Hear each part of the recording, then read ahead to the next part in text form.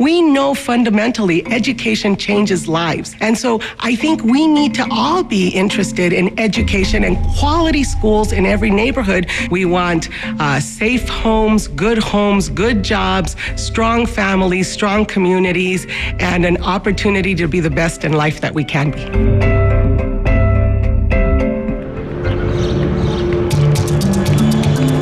Los Angeles, California. A city in the grip of a crisis that's sweeping the nation. All power! All power! 17-year-old Cindy Garcia is in the trenches. She's a senior at Fremont High School in South LA. It's almost entirely Latino, and 70% of the students don't graduate on time. I don't want to fall into the 70%. No, I know I deserve better than that. It's not going to be easy. Cindy is more than a semester behind, and there's just 3 months until graduation. What happened your 9th grade year? I guess I didn't find it important. Like, I didn't care. And did you go to school? Yeah. No, I would. You cut every day? Yeah. Every day? Kind of, yeah. Now she's trying to make up for lost time. But for Cindy, like the children of many Latino immigrants, family often trumps school. Cindy lives in this 3-bedroom house with her mother, 2 sisters, baby brother, and a 2.5-year-old niece. Close your eyes. She's constantly pulled out of school to take care of the kids and help out at the family store, which barely makes ends meet. Check if there's some more in the back, because I don't think so. Cindy also acts as a translator for her mother, Onelia, who speaks no English. She's been sick and needs help navigating doctor's appointments. Do you ever want to say to her, I need to be in school? Yeah, I do. And do you say that? No. No, why not? Because I'm the only one that can help her sometimes, you know? So I can't, I mean, if it was something else, like go to the store with me, then okay, but like this is very important. So I kind of have to be there. It's a lot of responsibility. You're 17. I guess, yeah. Cindy's mother, Onelia, came here from Guatemala at age 15. Onelia resents her own mother for holding her back. Porque mi mamá es de las personas que creen que la mujer no estudia, solo los hombres. Because my grandma was the kind of person that believes that women shouldn't go to school, only men. I mean, you look at a kid like Cindy Garcia, and you see all the things that she's struggling with, and some of that is Latino culture. Right. Families need to survive. Latino culture is built around families, but I think it can be a strength as well. Who knows, here we're having the next superintendent, the next teachers, the next board members. Monica Garcia is the board president for the Los Angeles Unified School District. Your education for me, your education, I'm working to get it to be a priority for California. It's the 2nd largest school district in the nation, overwhelmingly Latino, and it's in peril. An Education Week study found that half of its 700,000 students aren't graduating on time. 2 students walk in the door. The odds are one's not going to make it. Yes, and that's what we're trying to fix. With Latinos on track to be the largest demographic of school-aged children by the year 2050, the high stakes aren't lost on Monica Garcia.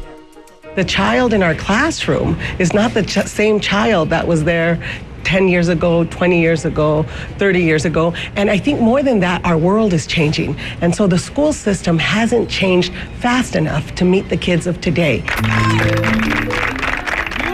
Latinos attend the country's most underfunded and overcrowded high schools.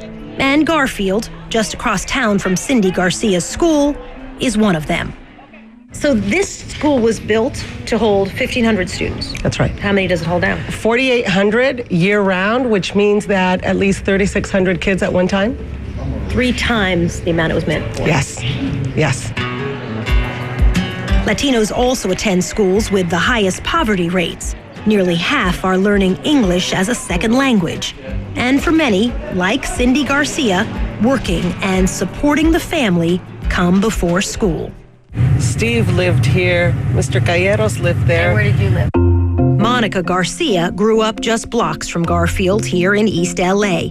The daughter of poor Mexican immigrants, she learned English as a second language. I lived here at 759 Hoffner. It's a 2-bedroom house, living room. 5 kids in a 2-bedroom house. Yeah. Monica's parents stressed education. They scraped together money for Catholic school and sent Monica to college with the help of scholarships and grants. Education was her ticket out of poverty. I used to be poor. I'm not poor anymore. And so for children of poverty, education is that equalizer. And what we have to do is help children not have to choose, do I want to support my family or do I want to be in school? It's a tough choice that Cindy Garcia makes every day. Attention all seniors.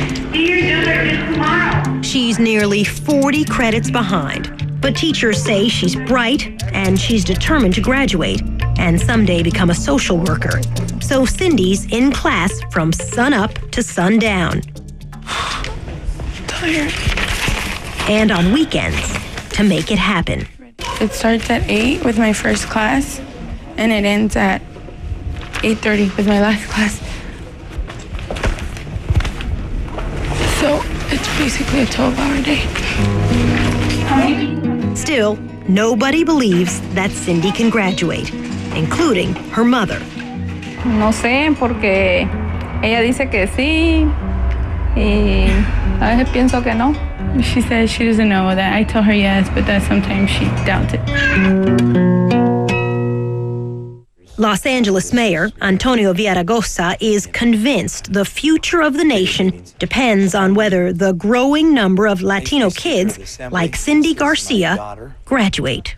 This is the big civil rights issue of our time. So are the kids just failing, or is the system failing the kids? The system is failing the kids.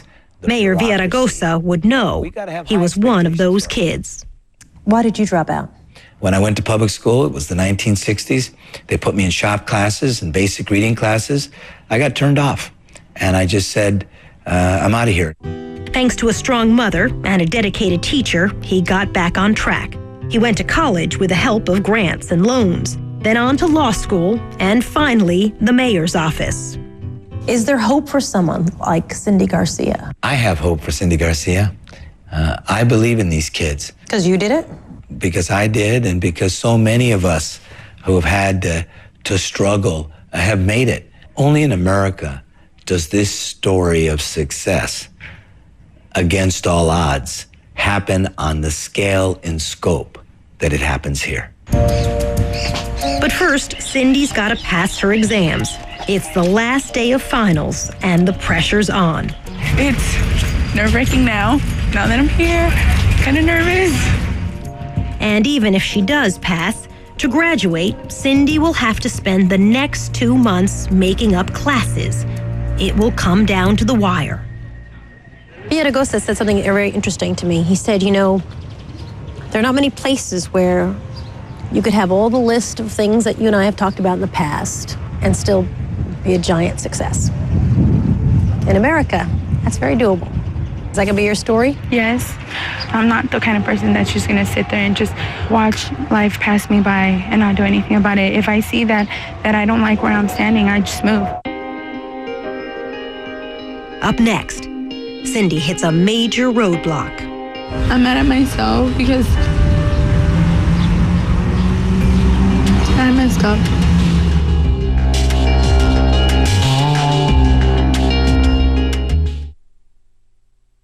Well, this is new. I'm working on my digestive health. What you eating? Yo Plus. It's a yogurt for digestive health.